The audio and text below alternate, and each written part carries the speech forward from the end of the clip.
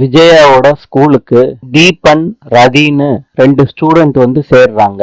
மொத்தமா 6 ஸ்டூடெண்ட் விஜயா கிளாஸ்ல சேர்ந்திருக்காங்க. அவங்களுக்கு டான்ஸ் எப்படி ஆடுறதுன்னு சொல்லி கொடுக்கறாங்க. அப்ப தீபன் கேக்குறாரு, மேடம் உங்களை என்னன்னு சொல்லி கூப்பிடுறதுன்னு கேக்குறாங்க. அப்ப பார்வதி சொல்றாங்க, மாஸ்டர்னு சொல்லி கூப்பிடுங்கன்னு. அப்ப எல்லாரும் மாஸ்டர்னு சொல்லி கூப்பிடுறாங்க விஜயாவை. தீபன் வீட்டுக்கு கூட்டிட்டு வந்து விடுறாரு விஜயாவை. ரவி ஸ்ருதி கிட்ட சாரி கேக்குறாங்க. நான் இப்ப என்ன பண்ணுனா மன்னிப்பேன்னு கேக்குறாரு ரவி. அதுக்கு ஸ்ருதி சொல்றாங்க, ஃபர்ஸ்ட் ஷாப்பிங் போகணும், அதுக்கப்புறம் படம் பார்க்க போவோம், அதுக்கப்புறம் டின்னருக்கு போலான்னு சொல்றாங்க. ரவியும் ஓகேன்னு சொல்றாரு. முத்துவும் மீனாவும் நம்ம முடிவு பண்ணி வச்சிருக்கத எல்லாரும் முன்னாடியும் சொல்லுவோம்னு வர்றாங்க.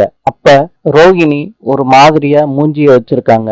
மனோஜ் சமாதானப்படுத்த ட்ரை பண்றாரு. நான் போயிட்டு வரேன் ஆண்டி பார்லருக்குன்னு சொல்லிட்டு கிளம்பிடுறாங்க. அப்ப ரவியும் ஸ்ருதியும் சொல்லிட்டு கிளம்பிடுறாங்க. அப்ப மீனா கேக்குறாங்க முத்து கிட்ட, நீங்க சொல்லணும்னு நினைச்சீங்களே அத சொல்லலையேன்னு. சரி எல்லாரும் வர விட்டு சொல்லுவோம்னு சொல்றாரு முத்து. நைட் ஆயிடுது. எல்லாரும் வீட்டுல இருக்காங்க ரோகிணிய தவிர.